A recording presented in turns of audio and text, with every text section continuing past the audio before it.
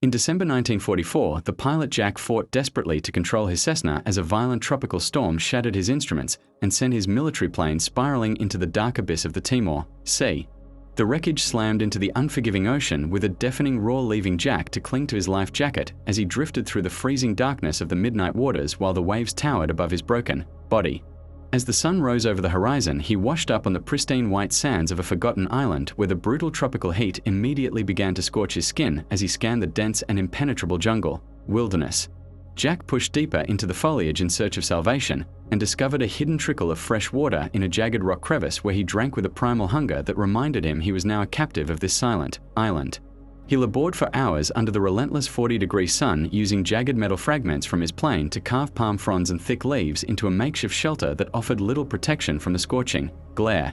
When darkness descended, he mastered the ancient art of friction to ignite a small fire and sat trembling before the flames while the surrounding shadows of the jungle pulsed with the eerie cries of unseen predators. On the 5th day of his struggle for survival, he sharpened a sturdy branch into a lethal spear and stalked the crystal-clear shallows of the shore with a focus sharpened by the gnawing agony of his empty stomach. After a fierce battle with the tides, he hauled a large fish onto the sand and carved the massive word "help" into the beach with a heavy log, praying that the pilots flying above would see his desperate plea.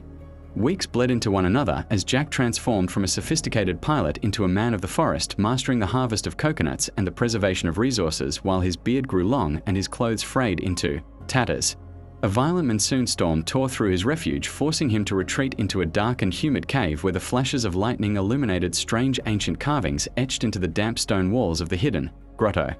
He spent his nights studying the intricate celestial maps carved by those who had walked these sand centuries before him, gaining a profound understanding of the stars and currents that began to quiet his restless mind. With the engineering precision of a seasoned aviator, he bound heavy logs together using tough palm fibers to construct a sturdy raft that would serve as his only vehicle of escape if the horizon remained empty. A military transport plane roared across the sky in the distance, and Jack sprinted toward his beacon of dry wood, setting it ablaze and screaming until his lungs burned as the thick black smoke spiraled upward into the uncaring heavens. He watched in bitter agony as the plane faded into a speck in the clouds, but he refused to succumb to the crushing weight of failure, returning to his raft with a resolve that felt harder than the very stone beneath his feet.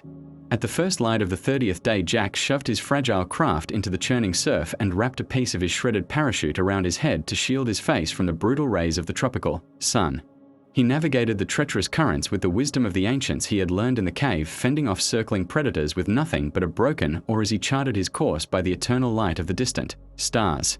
His strength reached its absolute limit after days of endless rowing until a flickering light appeared upon the dark expanse of the midnight horizon, which he feared was a cruel hallucination until he heard the faint hum of a heavy engine.